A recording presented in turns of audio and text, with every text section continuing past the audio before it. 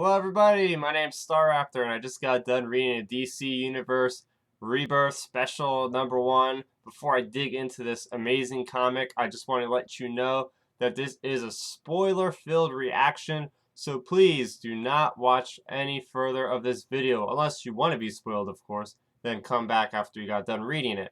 So, first off, let's dig into this spectacular cover here.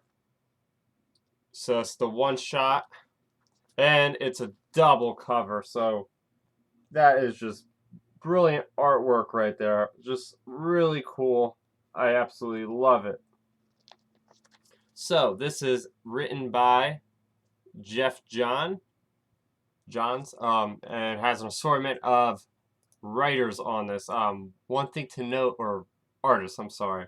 One thing to note is that it's only $2.99 and it has 70 pages without ads. And that's crazy because all these Marvel comics I read, they're littered with ads. I don't know if DC is usually like this and doesn't have ads, but this is really awesome. It's a lot of bang for your buck, obviously. So just first off, it's just cheap enough to pick up.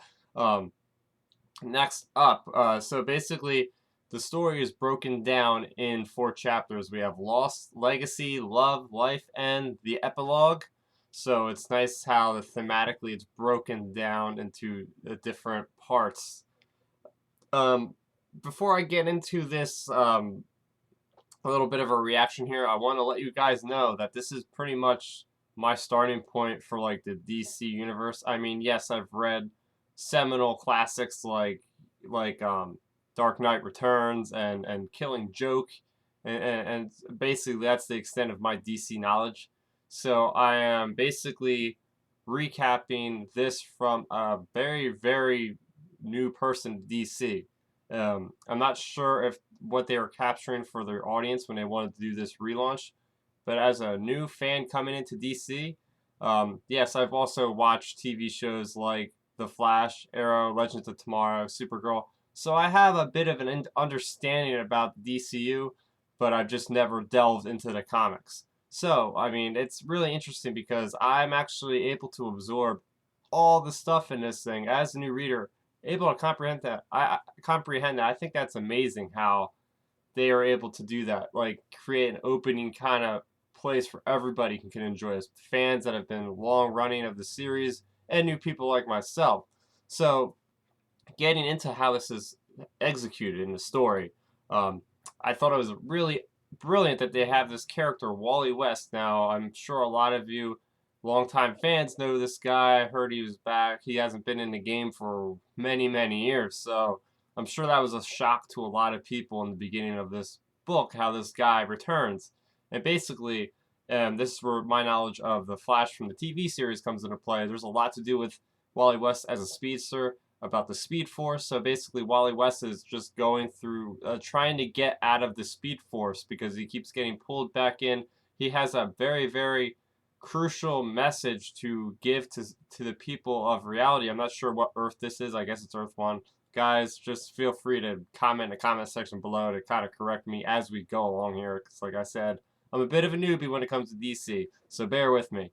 So yeah, it's really interesting that he's able to, he's trying to get, Wally West is trying to get out of this place back into reality. So he's trying to reach for the people that he thinks he has the most connection with. So he goes to Batman. He goes to his wife, Linda. You know, he goes to all these different characters, Barry Allen. So it was a really brilliant way to really give us an idea of what all the characters in the universe are doing. You know, we got Aquaman. We got even like obscure characters I've never heard of myself, like Blue Beetle. We got the Atom. And it's just really nice going along the way. And you start to really care about this Wally West character because by the end of the journey, they have this really emotional moment with his I don't know want to call him uncle, but he's basically his aunt is his aunt Iris is the girlfriend of Barry Allen, and he grew up as like with Barry Allen was always his mentor figure. So Barry Allen was the one person that was able to remember who Wally West was, because that's the whole thing. Nobody remembers who Wally West was because I'm getting into the nitty gritty of things here, guys. Basically, the whole conflict was through the Flashpoint. Basically, Barry Allen rewrote time, and after that, then there's this other force being that kind of basically like rewrote time and erased 10 years of memories from everybody. So nobody knows who Wally West is, so that's why it's such a hard time for him to get back into reality. So Barry Allen was the one person to remember who Wally West was and able to pull him out of the Speed Force before it kills Wally West, because Wally West, every time he tried to reconnect with somebody in reality, the Speed Force slowly started to like particulate and kill him. So he was about to die, and I for real thought he was about to die, and this is where the emotional weight comes in.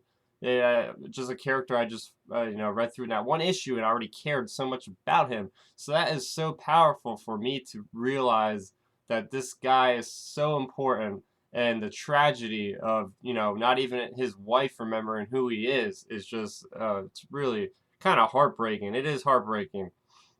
So yeah, I really enjoyed. So they were able to.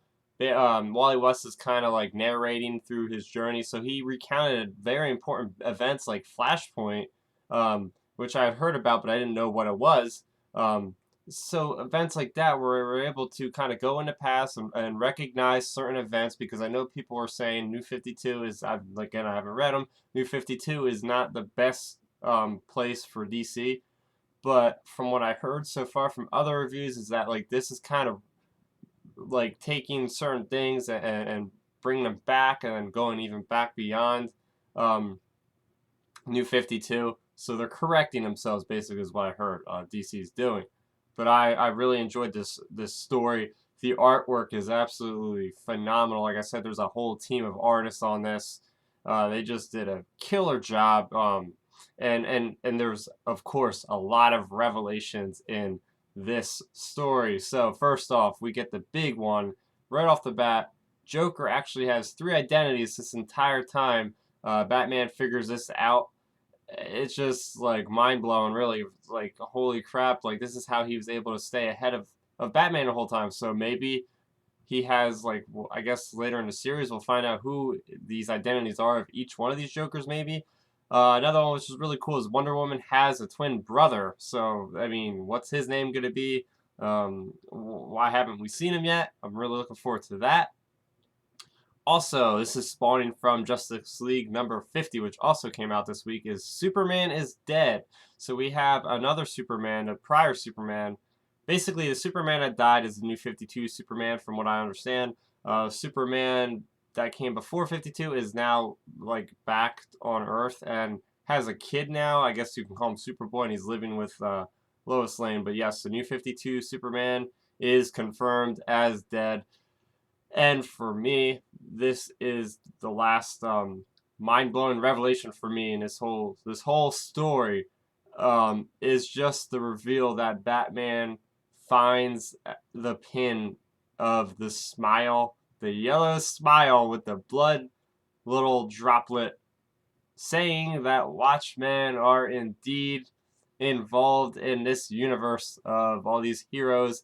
And the person that was pulling the strings the entire time, like I mentioned, there was that outside entity that pulled 10 years of memories from people. It was none other than Dr. Manhattan from Watchmen. John, I can't believe this. I actually had just read Watchmen not too long ago and actually watched the movie as well. So Watchmen is like fresh on my brain, and now having that villain of Dr. Manhattan, this guy that can do anything, is just so cool, bringing these two universes together. I mean, guys, correct me if I'm wrong.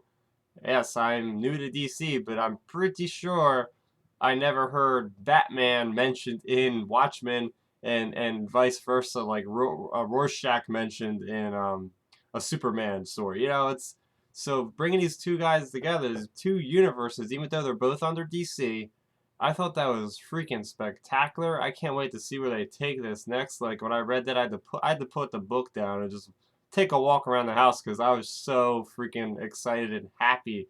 I mean, and I should have seen it coming, because the first couple pages of DC Rebirth actually shows the clock. I remember that the watch. Remember that John, before he became Dr. Manhattan, used to work at his dad's shop as a watchman. You know, so it's like, this is so cool. See, I love when they tie things together like this.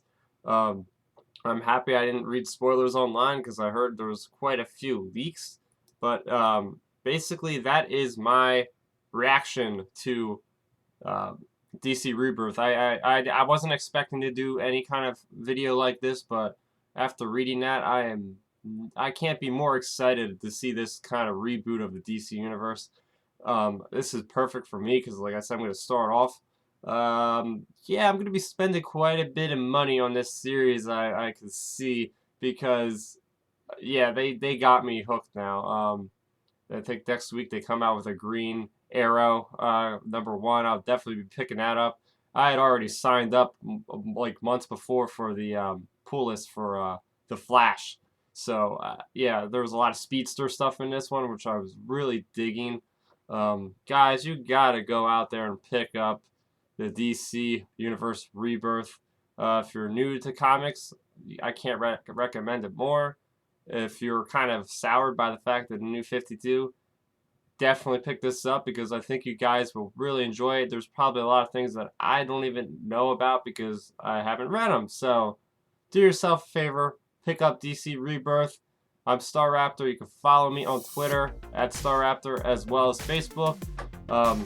You can also subscribe to my channel, please, guys, because it'll keep you updated on everything I'm uploading. Speaking of uploads, if you liked my little talk and spiel about DC Rebirth, you might want to check out my review of Preacher right over there. Yes, AMC just launched a TV series adaptation, so you can see my review for the first volume of the graphic novels that the TV series is based off of.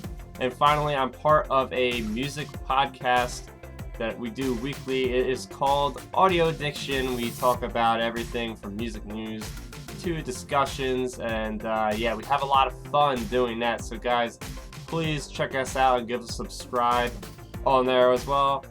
Thanks for watching, guys, and bye-bye.